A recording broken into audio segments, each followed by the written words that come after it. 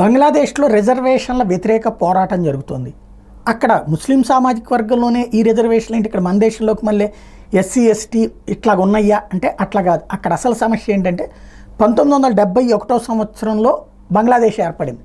భారతదేశం చేసిన దాడి పాకిస్తాన్ని చీల్చి తూర్పు పాకిస్తాన్ని కాస్త బంగ్లాదేశ్గా చేసి వాళ్ళ దేశాన్ని వాళ్ళకి ఇచ్చేసి మన సైన్యం మనకు వచ్చేసింది.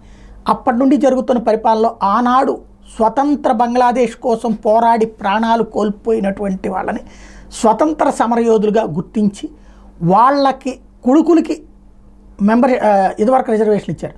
ఇప్పుడు వాళ్ళ మనవాళ్ళకి రిజర్వేషన్ వర్తిస్తుంది. మనవాళ్ళు మనవరాళ్ళకి గ్రాండ్ చిల్డ్రన్కి రిజర్వేషన్ వర్తించడాన్ని ఇప్పుడు వ్యతిరేకిస్తూ జరుగుతున్నట్టు ఉద్యమాలు. అయితే అలా చెయ్యకపోతే భవిష్యత్తులో ఇక దేశభక్తి ఎవరికి ఉంటుంది, పోరాడే స్ఫూర్తి ఎవరికి ఉంటుంది అని ప్రశ్నిస్తున్నారు ప్రధానమంత్రి.